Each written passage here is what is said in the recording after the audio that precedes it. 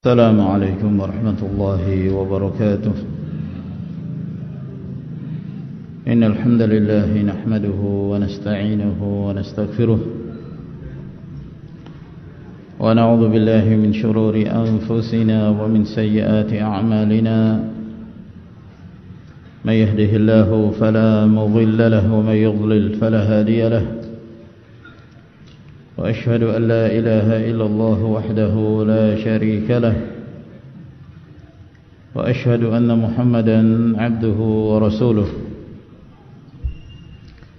يا أيها الذين آمنوا اتقوا الله حق تقاته ولا تموتن إلا وأنتم مسلمون. يا أيها الناس اتقوا ربكم الذي خلقكم من نفس واحدة وخلق منها زوجها وبث منهما رجالا كثيرا ونساء. واتقوا الله الذي تساءلون به والأرحام إن الله كان عليكم رقيبا. يا أيها الذين آمنوا اتقوا الله وقولوا قولا سديدا يصلح لكم أعمالكم ويغفر لكم ذنوبكم ومن يطع الله ورسوله فقد فاز فوزا عظيما. أما بعد فإن خير الكلام كلام الله تبارك وتعالى وخير الهدي هدي محمد صلى الله عليه وعلى آله وصحبه وسلم. وشر الأمور محدثاتها فإن كل محدثة بدعة وكل بدعة ضلالة وكل ضلالة في النار. معاشر المسلمين والمسلمات أعزنا الله وإياكم. Alhamdulillah, kita senantiasa bersyukur atas besarnya nikmat yang Allah Subhanahu wa taala limpahkan kepada kita, sehingga pada malam hari ini kita masih merasakan nikmat talabul ilm, nikmat menuntut ilmu, nikmat mengkaji Al-Quranul Karim dan Sunnah Rasul sallallahu alaihi wa ala alihi wasallam, dalam keadaan sekian banyak dari kaum muslimin jahil tentang agamanya dan mereka dijauhkan dari majlis-majlis ilmu, dijadikan dalam hati-hati mereka cinta kepada dunia dan jauh dari hal-hal yang mendekatkan diri mereka kepada Allah. Demikian pula sebagian dari kaum muslimin yang lain, mereka merasakan cobaan yang menyebabkan mereka terhalang dari mempelajari agamanya, seperti apa yang menimpa sebagian dari saudara-saudara kita kaum muslimin, berupa gempa bumi yang sangat dahsyat di Turki, di Syria, yang menyebabkan begitu banyak korban dan hancurnya berbagai macam infrastruktur, bangunan-bangunan, jalanan dan yang lainnya. Maka yang wajib bagi kita adalah bersyukur atas nikmat Allah Subhanahu wa taala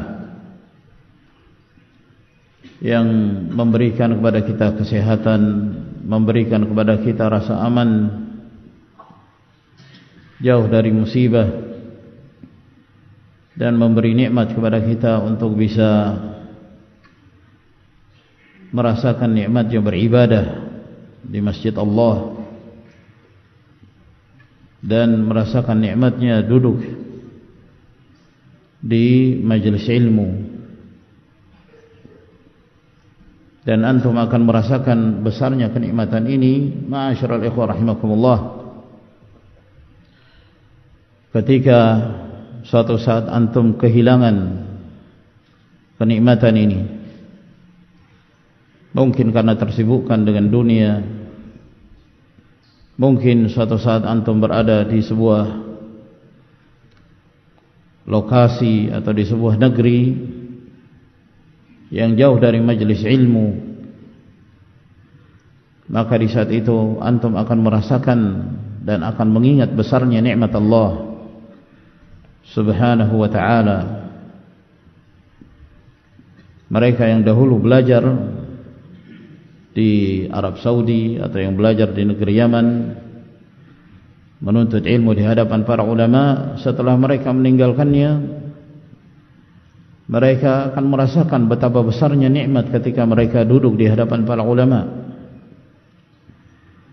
Ada sebagian saudara-saudara kita duduk di ma'had ini dahulu,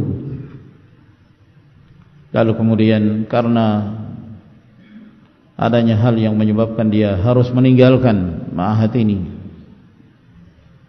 karena urusan pekerjaan yang menyebabkan dia jauh dari majelis ilmu yang dulu dia merasakannya, maka ketika dia mengingat besarnya kenikmatan tersebut, maka dia merasa bahwa itu adalah merupakan kerugian yang besar pada saat dia meninggalkan majalisul ilm. Fahmadullah azza wa jalla, banyak bersyukur kepada Allah, banyak memuji Allah Subhanahu wa ta'ala. Boleh jadi adanya majelis-majelis ilmu, kesungguhan kita dalam menuntut ilmu dan rihlah dalam talabul ilm menjadi sebab Allah azza wa jalla mengangkat musibah dari umat ini, sebagaimana yang disebutkan oleh para ulama ussalaf. Sebagian mereka menyebutkan bahwa rihlah dalam talabul ilm itu bisa menjadi sebab terangkatnya musibah. Nasallallahu azza wa jalla as-salamah wal afiyah. Ayyuhal ikhwatu fillah, kembali kita melanjutkan kajian kita dari pembahasan kitab Bulughul Maram min Adillatil Ahkam karya Al-Hafidh Ibn Hajar Al-Asqalani Asy-Syafi'i rahmatullahi ta'ala alaih, di mana kita masih melanjutkan pembahasan dalam Kitabul Buyu', masih dalam bab tentang al-musaqah, al-muzara'ah dan al-ijarah yang kaitannya dengan sewa menyewa atau upah atau memberi upah. Dan pada malam hari ini kita memasuki hadis yang ke 914, dalam sebagian cetakan 918. Berkata Al-Hafidh Abul Fadl Ahmad ibn Ali ibn Hajar Al-Asqalani rahimahullah ta'ala, an Ibni Abbas radhiyallahu anhuma, dari Ibnu Abbas radhiyallahu ta'ala anhuma, anna Rasulullah sallallahu alaihi wa alihi wasallam qala, bahwa Rasulullah sallallahu alaihi wasallam bersabda, inna ahaqqa, sesungguhnya yang paling berhak,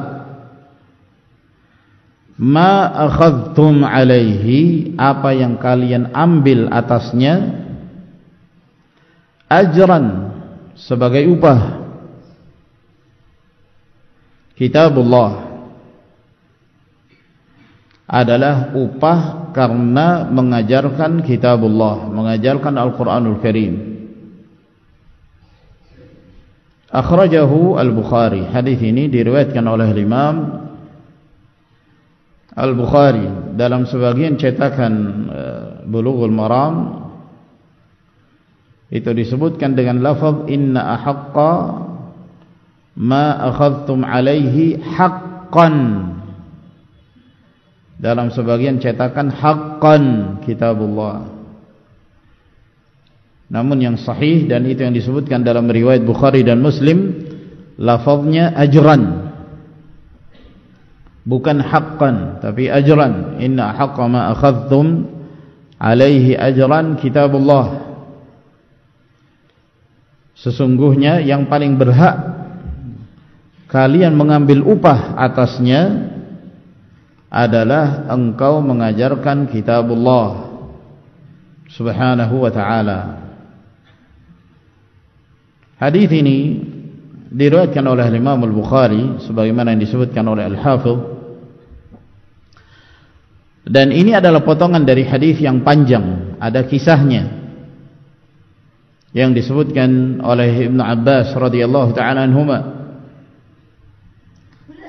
di mana Abdullah bin Abbas, hadis ini datang dari Ibnu Abbas, juga datang dari hadis Abu Sa'id Al-Khudri radhiyallahu anhu. Inti dari hadis ini bahwa ada sekelompok orang dari para sahabat Nabi sallallahu alaihi wasallam, mereka sedang melakukan perjalanan safar. Mereka sedang melakukan perjalanan safar. Lalu mereka singgah di satu daerah. Yang daerah ini di sekitar disebutkan hayyun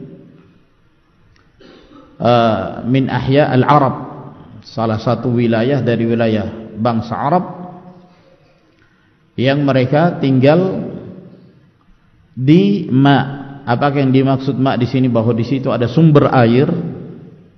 Nah, mereka tinggal di sana.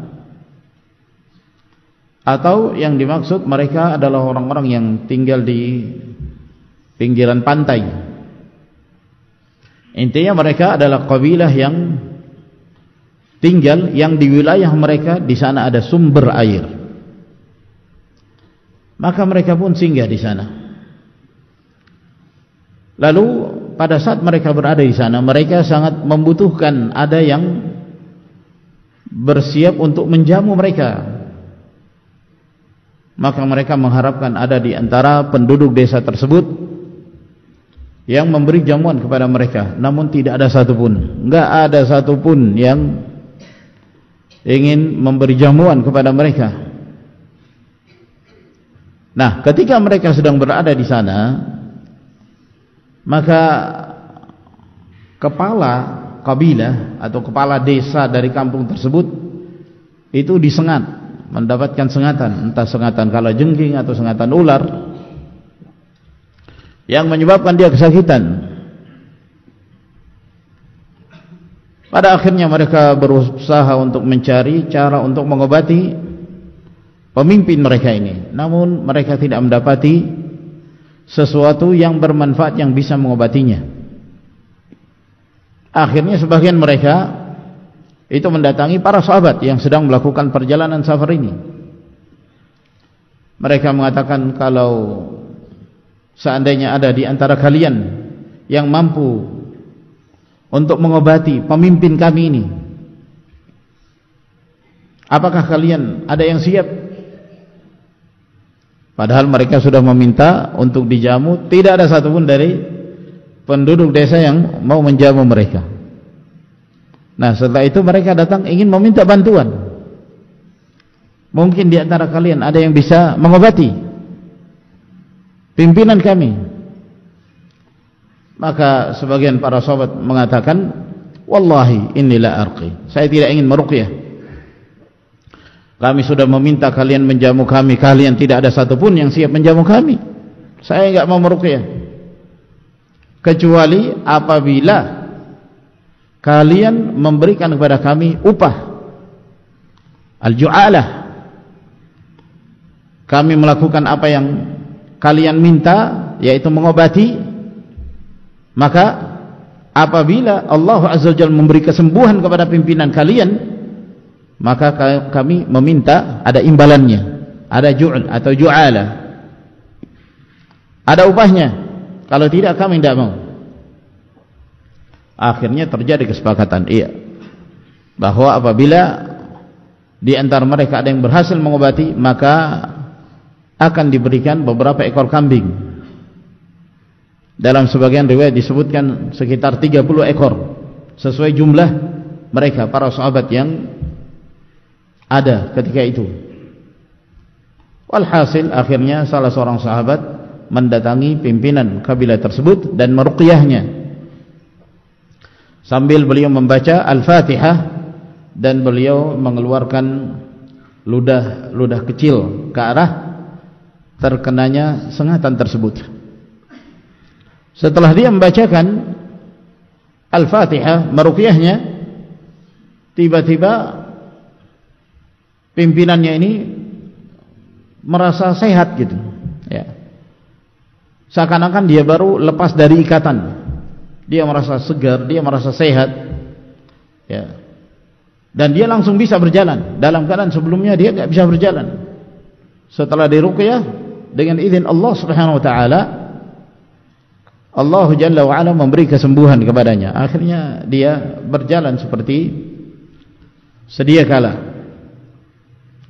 Akhirnya mereka pun menunaikan apa yang menjadi janji mereka, yaitu mereka menghadiahkan atau memberikan sebagai upah beberapa ekor kambing. Setelah mereka mendapatkan beberapa ekor kambing ini, mereka hendak membaginya. Sebagian mereka mengatakan, "Iqsimu, silakan kalian membaginya." Maka yang meruqyah mengatakan, jangan kalian melakukan hal ini. Jangan dulu kalian membagi, tanya dulu kehalalannya, ini halal apa enggak. Jangan kalian membaginya sampai kita mendatangi Rasulullah sallallahu alaihi wa ala alihi wasallam. Apakah yang demikian diperbolehkan? Karena secara zahir mereka membaca Al-Quran Karim pada saat meruqyah. Lalu ketika mendapatkan upah, seakan-akan ini termasuk mengambil upah dari bacaan Al-Quran Karim. Nah, inilah yang menyebabkan yang meruqyah ini mengatakan, jangan dulu kalian melakukannya, kita datangi dulu Rasulullah sallallahu alaihi wasallam. Akhirnya mereka menunda pembagian tersebut. Setelah mereka tiba dan mereka bertemu Rasulullah alaihi salatu wassalam, maka mereka pun mengatakan, ya Rasulullah, akhadha ala kitabillahi ajran. Orang ini telah mengambil upah dari membaca kitabullah, membaca Al-Quran Karim, yaitu surah Al-Fatihah. Maka Rasulullah sallallahu alaihi wasallam setelah mendengarkan apa yang mereka sampaikan, beliau mengatakan, inna ahaqqa ma akhadhtum alaihi ajra kitabullah. Sesungguhnya yang paling berhak untuk kalian mengambil upah atasnya adalah upah dari kitabullah, dari Al-Quranul Karim. Dalam riwayat yang lain, setelah ditanyakan kepada Rasulullah sallallahu alaihi wasallam, maka Nabi sallallahu alaihi wasallam mengatakan kepada mereka, wa ma yudrika anha ruqyah. Dari mana engkau mengetahui bahwa surah Al-Fatihah itu adalah ruqyah, bisa digunakan untuk meruqyah? Lalu beliau mengatakan, qad asabtum, apa yang kalian lakukan telah benar, perbuatan kalian telah benar. Iqsimu, silahkan kalian membagi kambing-kambing tersebut. Wadribu li ma'akum sahman, dan aku juga masukkan aku ke dalam yang mendapatkan bahagian tersebut.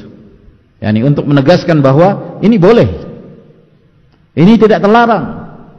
Untuk menegaskan hal itu, kata Nabi sallallahu alaihi wasallam, masukkan aku termasuk di antara orang yang mendapatkan bahagian dari upah dari hasil meruqyah dengan kitabullah subhanahu wa ta'ala.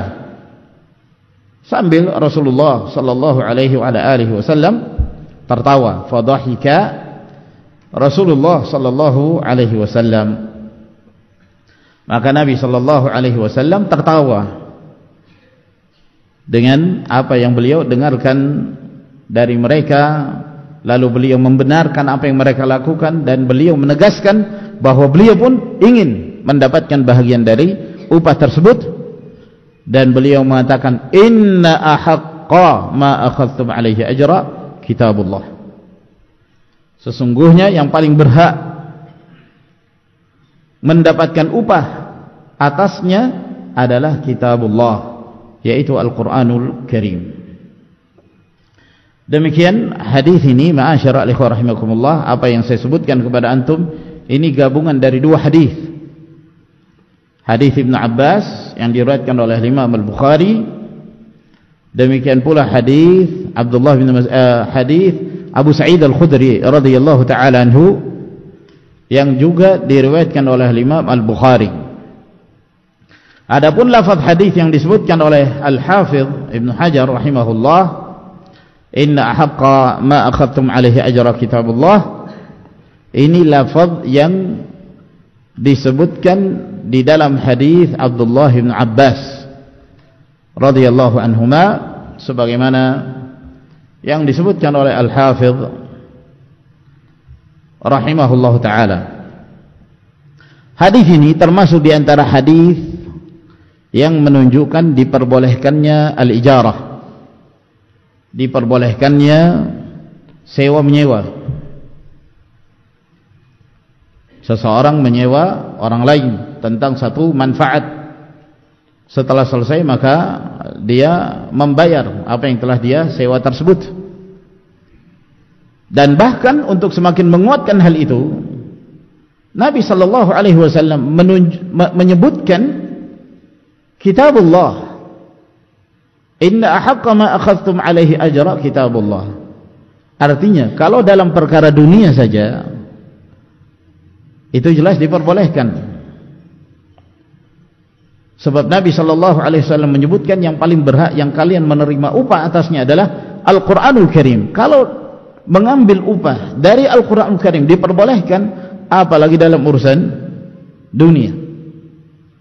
Apalagi dalam urusan dunia diperbolehkan menyewa sesuatu, selesai lalu dia melunasi apa yang menjadi haknya, apa yang menjadi kewajibannya.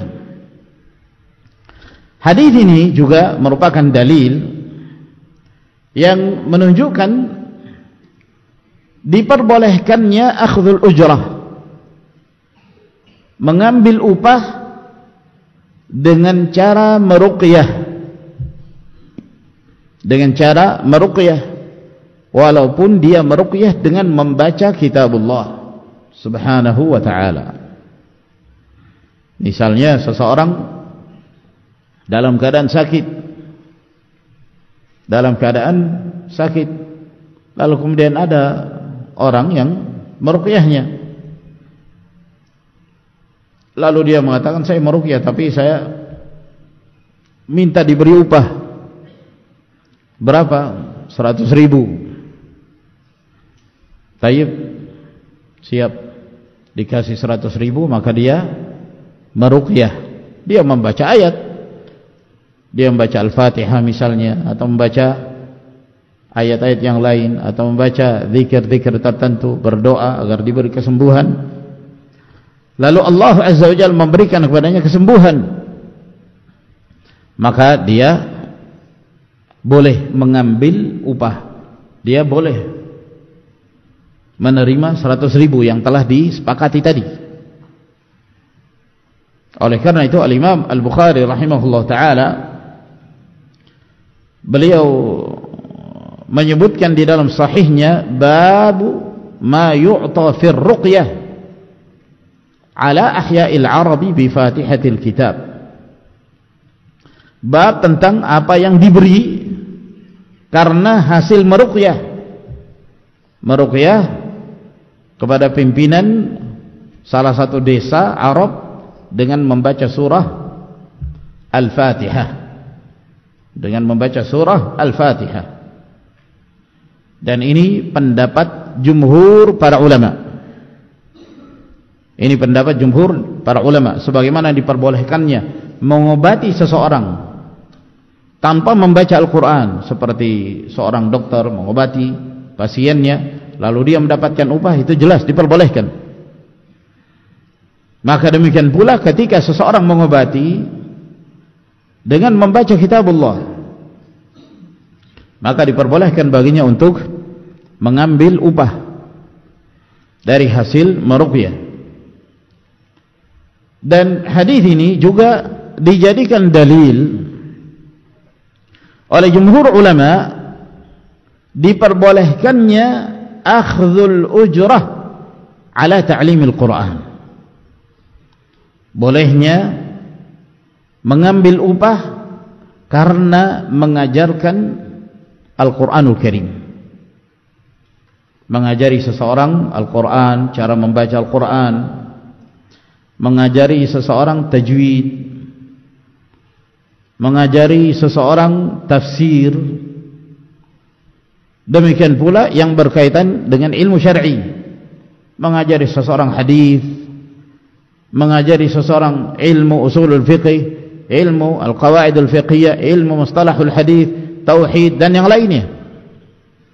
Hadis ini menjadi dasar jumhur ulama, mayoritas para ulama yang mengatakan diperbolehkannya berdasarkan keumuman dari sabda Rasul sallallahu alaihi wasallam, inna ahaqqa ma akhadtum alaihi ajra kitabullah. Sesungguhnya yang paling berhak untuk kalian mengambil upah atasnya adalah mengajarkan kitabullah subhanahu wa ta'ala. Di sini ada dua hal yang harus diperhatikan, ma'asyiral ikhwah rahimakumullah. Hukum membaca Al-Quran untuk mendapatkan upah ini berbeda dengan apa yang menjadi pembahasan kita. Seorang membaca Al-Quran misalnya, lalu dia diberi upah dengannya, ini yang diharamkan. Misalnya si A mengatakan kepada si B, saya baca ayat kursi, tapi dengan syarat kamu berikan kepada saya 100.000 misalnya. Saya membaca ayat kursi, tapi berikan kepada saya 100.000. Kata si B, ya silahkan. Dia baca ayat kursi. Selesai dia membacanya, maka dia diberi 100.000. Kayak orang ngamen. Kalau sekarang kan orang ngamen, nyanyi, dikasih uang.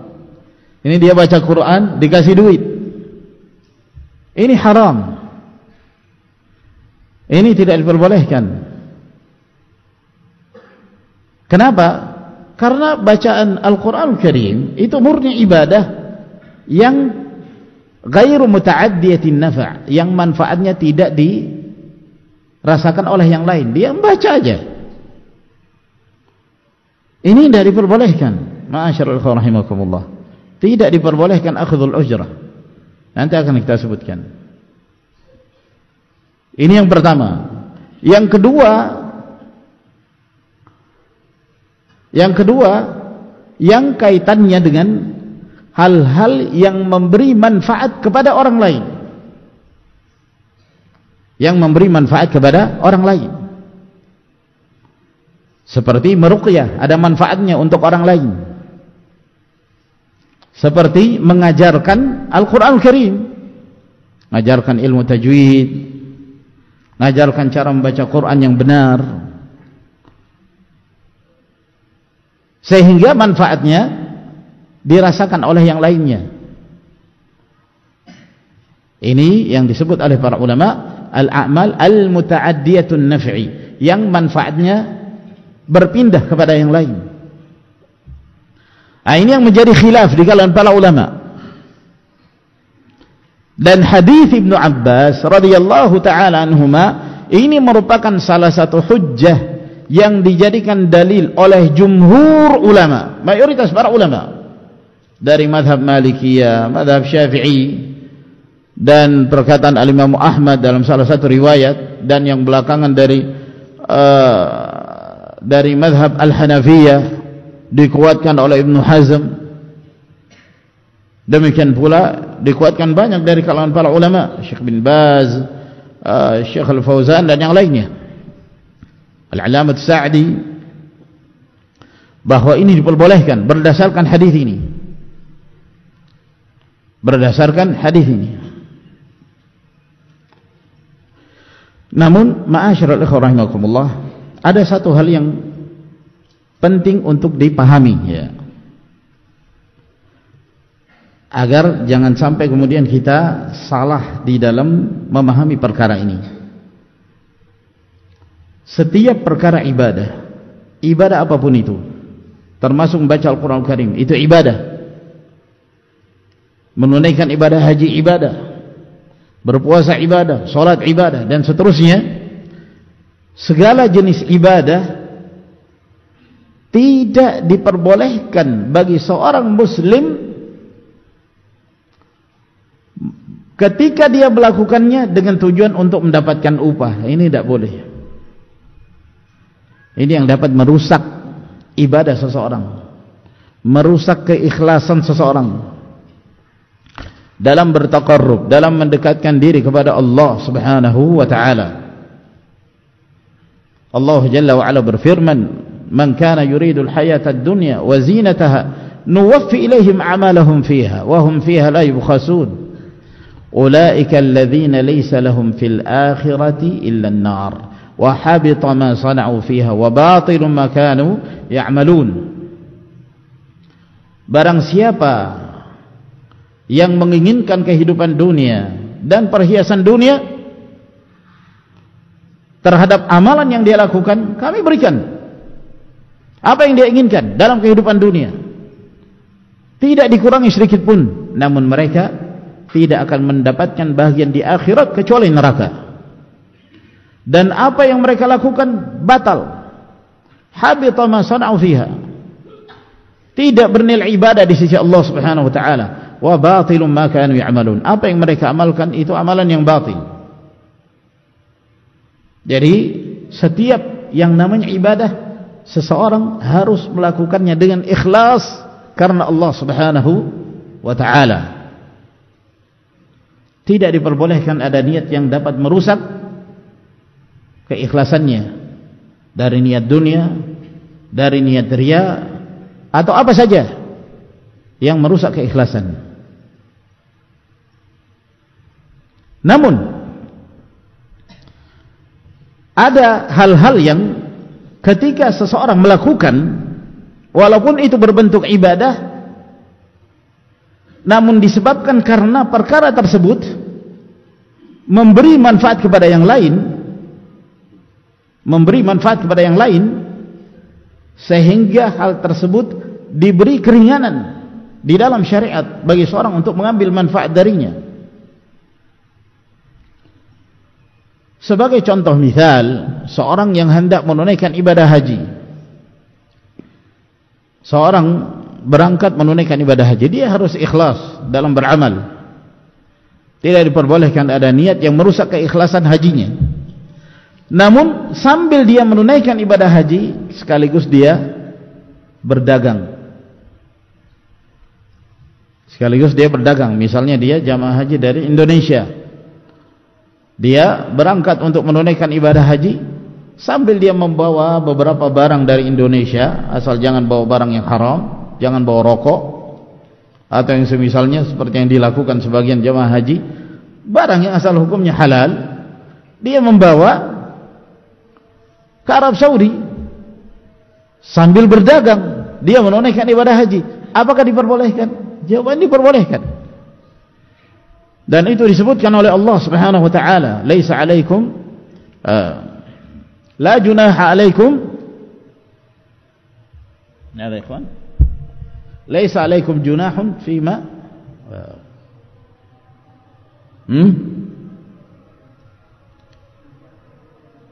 an tabtagu fadlan min rabbikum qablahu, laisa alaikum junahun an tabtagu fadlan min rabbikum, laisa alaikum junahun an tabtaghu fadlan min rabbikum, tidak ada dosa atas kalian untuk mencari keutamaan dari Allah Subhanahu wa taala. Kata para ulama tafsir, an tabtaghu fadlan min rabbikum maksudnya tijarah, berdagang sambil menunaikan ibadah haji, maka dia berdagang.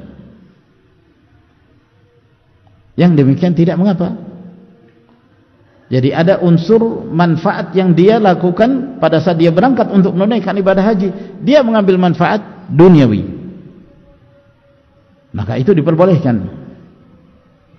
Nah, demikian pula yang kaitannya dengan satu amalan yang dilakukan oleh seseorang yang manfaatnya dirasakan oleh yang lain, meruqyah, demikian pula ta'lim, mengajarkan ilmu. Apakah diperbolehkan akhdul ujrah? Apakah diperbolehkan mengambil upah dari mengajar? Ini yang menjadi khilaf. Ini yang menjadi perselisihan para ulama. Namun yang penting untuk diperhatikan, ma'asyarul ikhwah rahimakumullah, bahwa perselisihan ini yang menjadi khilaf di kalangan para ulama apabila ada persyaratan, ya. Saya ingin mengajarkan kepadamu tajwid, tapi saya diberi upah sebulan 1 juta rupiah misalnya. Saya siap untuk mengajar kamu, tapi saya harus diberi upah. Saya enggak punya kerjaan ini. Saya siap mengajar kamu. Jadi ada persyaratan. Nah, ini yang menjadi permasalahan di kalangan para ulama, yang menjadi khilaf di kalangan para ulama. Adapun ketika engkau mengajar, engkau mengajarkan tajwid, engkau mengajarkan Al-Quran, engkau mengajarkan ilmu syar'i dan mengajarkan ilmu-ilmu yang lainnya kepada kaum muslimin tanpa memberi syarat, lalu dia memberikan kepadamu sesuatu, itu tidak mengapa. Sepakat para ulama madhab dalam hal ini. Engkau tidak pernah mengatakan, ya saya harus mendapatkan sekian. Tidak. Engkau mengajar, lalu engkau diberikan tanpa engkau mensyaratkan. Ini para ulama sepakat tentang diperbolehkannya. Oleh karena itu Rasulullah sallallahu alaihi wasallam bersabda dalam riwayat Bukhari dan Muslim, An-Nasa'i dan yang lainnya, Nabi sallallahu alaihi wasallam mengatakan, "Ma ataka Allahu azza wa jalla min hadzal mali min ghairi mas'alatin wala israfin fakhudhu fatamawwalhu aw tasaddaq bihi." Apa yang Allah Subhanahu wa taala berikan kepadamu berupa harta tanpa engkau meminta, jadi kamu tidak memintanya, dia memberikan kepadamu, dan tanpa engkau israf. Israf tamak, rakus terhadap dunia, maka silahkan engkau mengambilnya tanpa engkau meminta dan tanpa engkau tamak terhadap harta, maka boleh bagimu untuk mengambilnya. Fatamawwalhu, jadikan itu sebagai hartamu, au tasaddaq bihi, atau kamu sedekahkan kepada yang lain, boleh. Hal itu diperbolehkan. Dan itu yang disebutkan oleh Asy-Sya'bi rahimahullah ta'ala. Kata beliau, la yashtaritul muallim illa yu'ta syai'an falyaqbalhu, bahwa seorang pengajar jangan dia mensyaratkan, kecuali kalau dia diberi sesuatu maka silakan dia menerimanya tanpa dia mensyaratkan. Sepakat para ulama tentang diperbolehkannya. Nah, yang menjadi perselisihan di mana? Ketika ada isytirat, syarat. Ketika ada syarat, saya ingin mengajarkan kepadamu ilmu, apakah itu Al-Quran atau hadis atau yang lain, tapi saya ingin mendapatkan upah. Apakah setiap kali mengajar atau hitungannya sebulan misalnya, tiap bulan dia mendapatkan upah 500.000 atau 1 juta. Sepakat? Sepakat. Ini yang menjadi khilaf.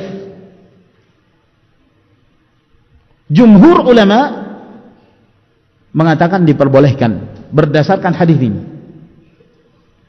berdasarkan hadis ini.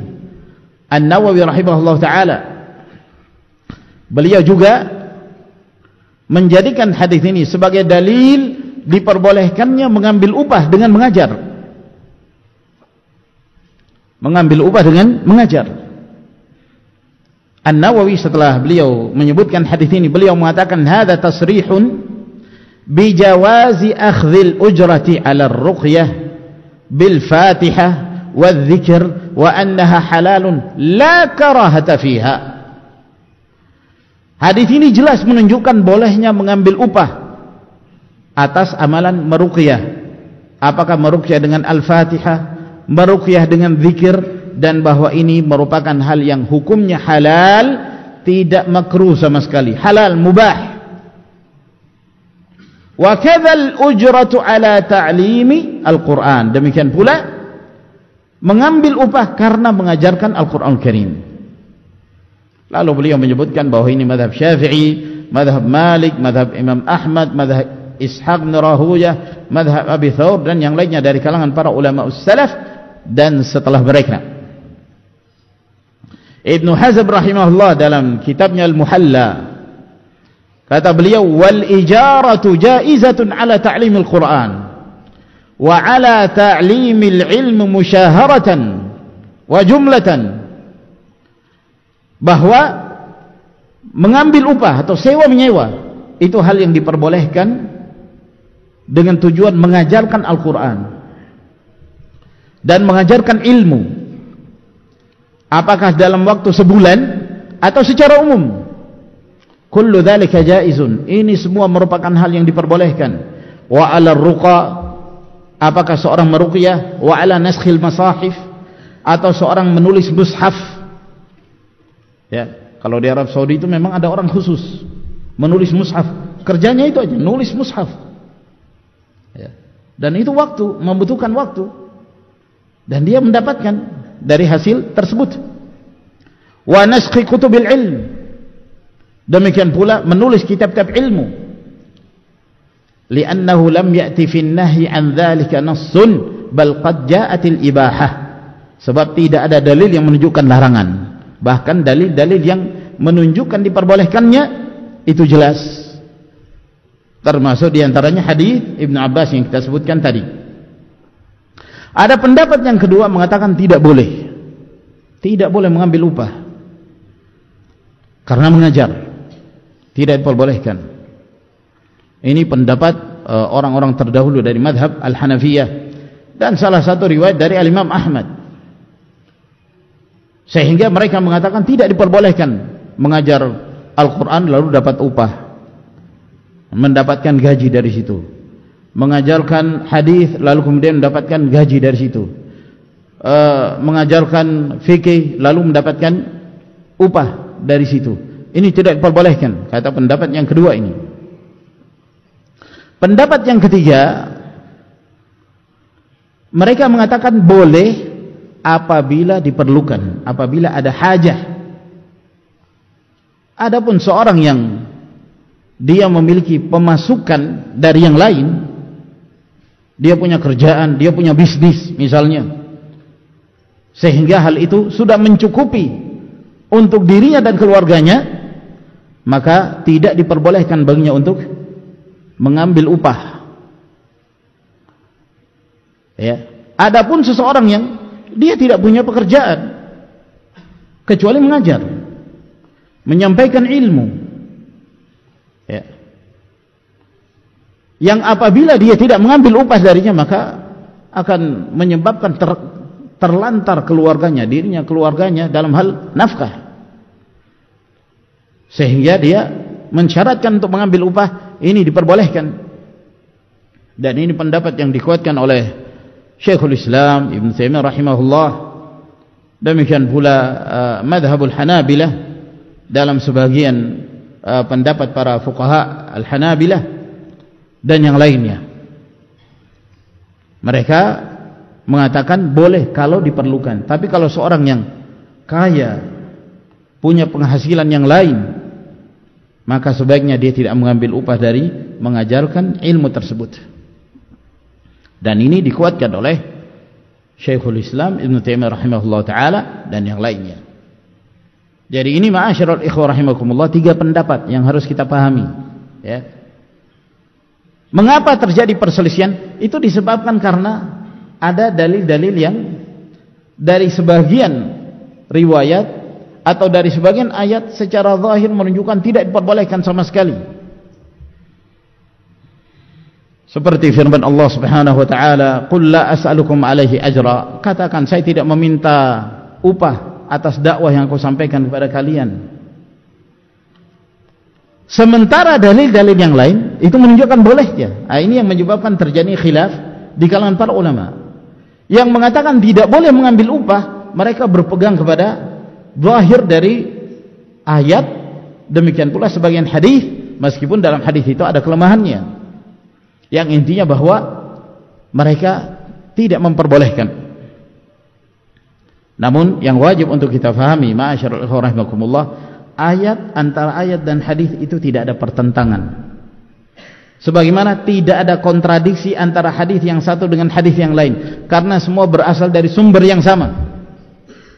Yang wajib bagi seorang ketika melihat adanya nas-nas, dalil-dalil yang terlihat kontradiksi secara zahir, meskipun pada hakikatnya tidak mungkin ada kontradiksi karena semuanya datang dari sumber yang sama, yaitu Allah Subhanahu wa taala yang maha benar dengan segala ucapannya, maka yang wajib adalah al-jam'u bainal adillah, mengkompromikan setiap dalil-dalil yang datang. Kalau kita mengatakan tidak boleh mengambil upah sama sekali, lalu bagaimana Anda menyikapi hadis Ibn Abbas, inna ahaqqa ma akhadhtum alaihi ajran kitabullah? Yang paling berhak engkau mendapatkan upah adalah dari kitabullah. Hadis ini wadih, jelas, sahih. Jadi ini harus dikompromikan, ya, harus dikompromikan. Demikian pula termasuk di antara dalil yang dijadikan hujjah oleh para ulama yang diriwayatkan oleh Bukhari dan Muslim. Ketika ada seorang wanita datang kepada Nabi sallallahu alaihi wasallam, dia menghibahkan dirinya, siap untuk dinikahi oleh Nabi sallallahu alaihi wasallam tanpa mahar. Setelah dinazar oleh Rasulullah sallallahu alaihi wasallam tidak tertarik.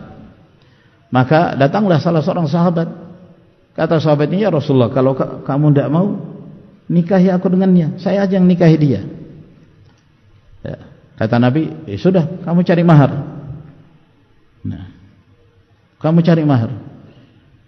Dia sudah cari sana sini, tidak ada sesuatu yang bisa saya jadikan sebagai mahar ya Rasulullah. Kata Nabi, iltamis walau khataman min hadid, cari walaupun cincin besi. Cari mahar aja susah. Cari walaupun cincin besi, cari-cari ke sana kemari, nggak dapat juga dia cincin besi. Nggak punya duit dia, nggak punya harta. Kasihan. Sementara dia ingin menikah. Sampai dia mati, ya Rasulullah, cincin besi pun saya nggak punya. Ini nih, sarung saya aja ya Rasulullah. Sarung yang dia kenakan itu, dia nggak punya pakaian kecuali itu. Ya. Ini sarung saya ya Rasulullah. Kata Nabi sallallahu alaihi wasallam, kalau kamu lepaskan sarungmu, kamu berikan ke dia, kamu pakai apa? Ya. Iya juga ya. Sambil mikir gitu. Hampir saja batal. Maka Nabi sallallahu alaihi wasallam bertanya kepadanya, "Madza ma'aka minal Qur'an?" Kamu punya hafalan Quran? Dia bilang, "Oh iya, saya punya surah ini, saya punya surah ini, surah ini." Dia sebutkan hafalan-hafalan dia. Ya. Kata Nabi sallallahu alaihi wasallam, "Ataqra'uhunna an dhahri qalbi?" Kamu menghafalnya? Iya, kata sahabat ini. Kata Nabi sallallahu alaihi wasallam, "Idhhab faqad mallaktukaha bima ma'aka minal Qur'an." Kalau begitu saya nikahkan kamu dengannya, dengan hafalan Qur'anmu. Maksudnya hafalan Qur'an itu kamu ajarkan kepada istrimu kalau kamu sudah menikah. Dalam riwayat yang lain, "Intalik faqad zawwajtukaha fa'allimha minal Qur'an." Sudah, pergi kamu, saya sudah nikahkan kamu dengannya, maka ajarkan dia Al-Quran dari surah-surah yang kamu hafal itu. Jadi hafalan Al-Quran Karim ada nilainya, dijadikan sebagai mahar. dengan syarat engkau mengajarkan Al-Quran itu kepada istrimu. Ini juga dijadikan dalil oleh jumhur ulama bolehnya akhdhul ujrah, mengambil upah dari mengajarkan Al-Quran Al-Karim. Walhasil ini pendapat yang sahih dalam hal, pendapat yang sangat kuat, ya. Selama seseorang mengikhlaskan dalam beribadah kepada Allah, ikhlas dalam Al-Quran Al-Karim, ikhlas dalam mengajarkan ilmu syar'i, lalu kemudian dia ingin mendapatkan sebagian, apalagi kalau dia dalam kondisi hajah, dalam kondisi membutuhkan hal tersebut, dia enggak punya penghasilan yang lain. Ma'asyiral ikhwah rahimakumullah, ngajar ini, ya, ini seorang bukan sekedar ngajar loh. Murajaah itu lebih berat daripada ngajar. Antum ngajar 1 jam selesai, murajaah berjam-jam. Murajaah itu berjam-jam, bisa seharian full, ya, bisa seharian full. Seorang murajaah hanya untuk mengajar 1 jam, berat. Dia bisa aja mencari yang lain, misalnya dia bisa kerja, misalnya kerja dari pagi sampai sore, malam baru ngajar, bisa, tapi tidak maksimal, ya. Paling-paling dia bisa menerjemahkan gitu. Beda antara seorang sekedar menerjemahkan kitab dengan memberi faidah dari kandungan yang apa yang diajarkan, berbeda. Ini yang harus dipahami. Ma'asyiral ikhwah rahimakumullah, ya. Ada orang memang dia bisa menerjemahkan an Ibnu Abbas, dari Ibnu Abbas, terus terjemahan tok, tidak memberikan faedah ilmiah, namun hanya sekedar itu saja. Yang penting bagi dia bisa menerjemahkan, selesai urusan. Tapi seorang namanya ngajar, sebagai faedah Syekh kita, Syekh Abu Malik hafizahullah, ya, selama perjalanan ke Malaysia, ya, beliau berjam-jam murojaah. Padahal yang diajarkan kalau kita lihat, nah ini kalau nerjemahkan gampang aja. Risalah fil ghusli wal wudu was salah. Risalah karya Syekh Ibnu Utsaimin. Kalau bagi kita yang sudah lama ngerti bahasa Arab, nerjemahkan gampang. Tapi kenapa beliau murojaah sampai berjam-jam? Beliau seorang dokter, ya. Nah, tapi murojaah sampai berjam-jam. Nah, bangun tidur murojaah lagi, mau berangkat di mobil beliau murojaah lagi. Ya, alhamdulillah ndak sesulit itu karena sekedar nerjemahkan, kan. Tapi ketika kita dalam kondisi mengajar, itu berat sekali. Antum bertanggung jawab untuk memberi faedah kepada orang yang antum ajar. Kalau tidak demikian, karena ada juga orang ngajar, dia tidak bisa memberi pemahaman kepada yang mendengar. Dia sendiri yang paham. Mungkin dia sendiri pun kurang paham. Dia yang ngajar, dia kurang paham. Saya pernah mendapati ada sebagian ustadz seperti itu soalnya, ya. Dia ngajar, setelah ngajar, gimana, paham? Gak paham, Ustaz. Diulangi lagi, gimana, paham? Gak paham, Ustaz. Sampai 3 kali. Oh, udah, kalau gitu kita istirahat dulu. Gak paham. Dia gak bisa memahamkan. Jadi, ma'asyiral ikhwah rahimakumullah, hal-hal yang seperti ini, ma'asyiral ikhwah, ya, merupakan satu hal yang kemudian kita tidak boleh mencela orang yang melakukan hal ini. Akhdul ujrah ala ta'lim, mengambil upah karena dia mengajar. Apalagi kalau dia fokus, apalagi kalau dia tidak punya penghasilan yang lain kecuali itu, ya. Kesian kalau sebagian pengajar, sebagian mudarrisin, ya, kalau dulu itu sampai ada yang jualan di luar, nongkrong di situ karena tidak mendapatkan sesuatu yang bisa menafkahi diri dan keluarganya. Menafkahi keluarga wajib hukumnya.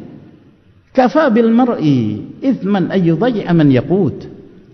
Orang itu berdosa ketika dia menelantarkan orang yang wajib untuk dia nafkahi. Jadi ini ma'asyiral ikhwah rahimakumullah. Oleh karena itu Syekh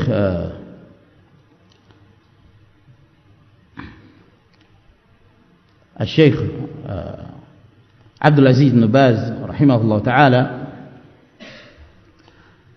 ketika beliau ditanya tentang hukum seorang pengajar mendapatkan upah dari ta'limnya, dari apa yang diajarkan, kata beliau, fal mu'allim yu'ta, pengajar itu diberi. Idza ma uti kaif yu'allim, kalau dia tidak diberi, bagaimana dia akan mengajar? Kaifa yatafarraghu lit-ta'lim, gimana dia bisa fokus untuk mengajar? Gimana caranya? Yu'tal mu'allim wal mu'alij, orang yang mengajarkan ilmu, orang yang mu'alij, orang yang meruqyah, mengobati, itu boleh diberi. Lakin liyaqra' mujarrad qira'ah la, tapi kalau sekedar membaca seperti yang kita sebutkan tadi, itu jangan, itu tidak diperbolehkan. Tidak diperbolehkan sekedar membaca lalu dia diberi upah, enggak boleh, karena tidak ada manfaatnya yang dirasakan oleh yang lain. Ammal ilmu alladhi yu'allimu an-nas yuwajjihuhum ila al-khair, yu'allimuhum kitab Allah, yu'allimuhum as-sunnah, yudarris fil madaris, yu'ta rawatib hatta yatafarraq li hadha al-amr hatta yanshata fi dhalik. Adapun ilmu yang dia mengajarkan kepada kaum muslimin, membimbing manusia kepada kebaikan, mengajarkan kepada mereka kitabullah, mengajarkan kepada mereka sunnah, dia mengajar di sekolah, yu'ta rawatib, kata beliau, diberi orang yang seperti ini, diberi ratib, diberi bulanan, agar dia bisa fokus untuk memperhatikan apa yang dia ajarkan, hatta yanshata fi dzalik, agar dia semangat untuk melakukan hal tersebut, agar dia semangat untuk melakukan hal tersebut. Ini juga yang diucapkan oleh Syekh Al-Fauzan dan yang lainnya dari kalangan para ulama. Jadi hal yang seperti ini itu merupakan hal yang diperbolehkan. Jumhur ulama membolehkannya. Entah mau disebut apa, mau dikatakan SPP lah atau apalah, terserah. Nah, ini hal yang diperbolehkan oleh para ulama. Dalil jelas sekali, sebagaimana yang sudah kita terangkan. Adapun seseorang kalau dia tidak ingin mengambil, ya tidak jadi masalah juga. Kalau dia tidak ingin mengambil, tidak jadi masalah. Tapi jangan dia mencela orang yang mengambil, karena mereka berpegang juga kepada dalil-dalil yang sahih dari Nabi sallallahu alaihi wasallam, dan karena mereka dalam kondisi hajah, ada keperluan, ada kebutuhan agar mereka fokus untuk melakukan hal tersebut. Yang jadi masalah kalau seseorang mencela, tapi kalau dikasih ngambil, nah ini yang jadi masalah. Mencela, wah boleh gini, enggak boleh gitu. Ketika dikasih ngambil, ini kan masalah yang seperti ini. Jadi, masyaallah rahimakumullah, ketika seorang sudah berpendapat dengan satu pendapat, pegang pendapat itu, komitmen. Kalau dia mengatakan tidak boleh, jangan dia mengambil. Ambil dari yang lain, silahkan dia berbisnis, tapi jangan kemudian dia memaksakan apa yang menjadi pandangan dia, ketika sebagian kaum muslimin, sebagian para pengajar mengambil pendapat jumhur ulama. Ajarkan kepada mereka ikhlas, wajib kita ikhlas dalam beribadah, dalam mengajar wajib ikhlas dalam mengajar, dalam ibadah secara umum. Namun ketika seorang ingin mengambil karena keperluan dia, kebutuhan dia yang berkaitan dengan nafkah, tidak ada para ulama yang mencela hal tersebut. Dalil sangat jelas menunjukkan diperbolehkannya. Jadi saya kira ini, ma'asyiral ikhwah rahimakumullah, semoga memberi manfaat kepada kita sekalian. Lebih dan kurangnya mohon dimaafkan. Wa akhiru da'wana alhamdulillahi rabbil alamin. وصلى الله على نبينا محمد وعلى آله وصحبه وسلم تسليما كثيرا والسلام عليكم ورحمة الله وبركاته.